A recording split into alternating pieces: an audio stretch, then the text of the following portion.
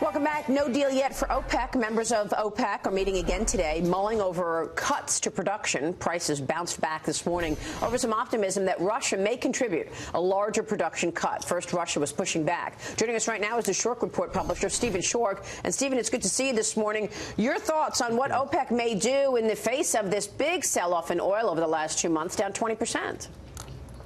Right, Maria, and what we're seeing actually is a reignition of the rift between the Sunni side of OPEC and the Shia side of OPEC.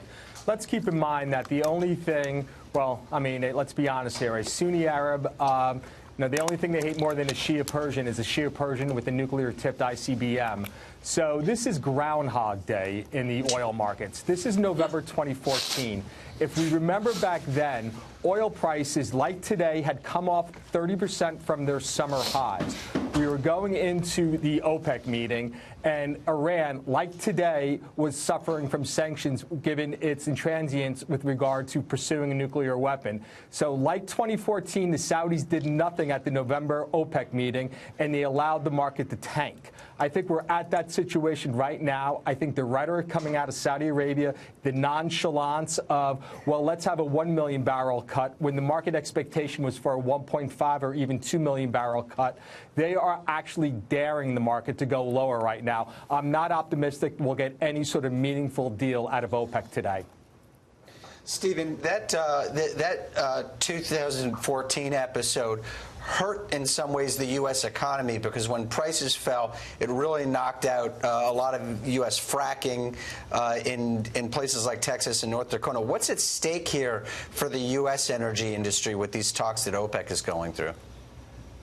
In the short term, not much, because we've had ample opportunity the entire summer, the producer, that is, to lock in future production 2 years out at well over $70 a barrel. So the industry recognized the opportunity they had over the last few months and took advantage of it. So we are well hedged at this point. Also, in 2014, you're correct. It absolutely hurt the economy. It really hurt the oil economy. But OPEC, at the end of the day, really did the industry a favor. They did all of the Fed's heavy lifting. Remember, the industry really got fat because of the artificial cost of capital. So the pullback in oil prices in 14 and 15 really forced the industry to retrench. Margins are much higher. So these companies, the frackers, so forth, can make money at lower prices. So we're not nearly as vulnerable as we were 4 years ago. Yesterday, we heard from the CEO of Marathon Petroleum. I interviewed Chairman and CEO Gary Heminger about the recent sell-off in crude. Listen to what he said. Got to get your reaction. Sure.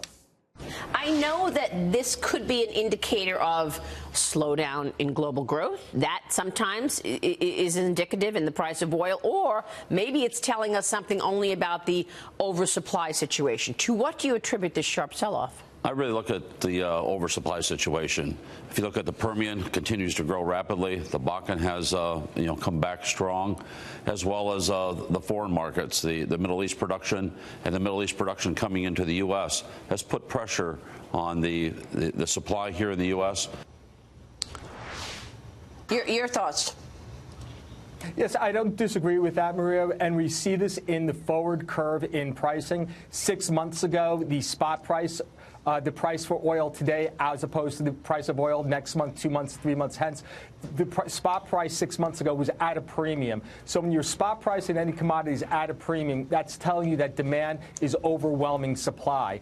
But over the 6 months, we've had that inversion now, where the spot price is cheaper than price out into the future. So this is clearly, at the best, a market that is well supplied. At the worst, as far as the industry is concerned, it's a sign that the market is oversupplied. So OPEC should, the Saudis should cut, but should, would, could are the most useless verbs out there. So we have a situation, the Saudis aren't going to do anything without the Russians. And also, keep in mind, we have the Iranians, and the Iranians have a point. They're under sanctions now. They're not going to jump on board with any sort of sanctions. So we're really at loggerheads at this point. Stephen, real quick, what's the level that really cuts into the shale producers' profitability? Is it below 50?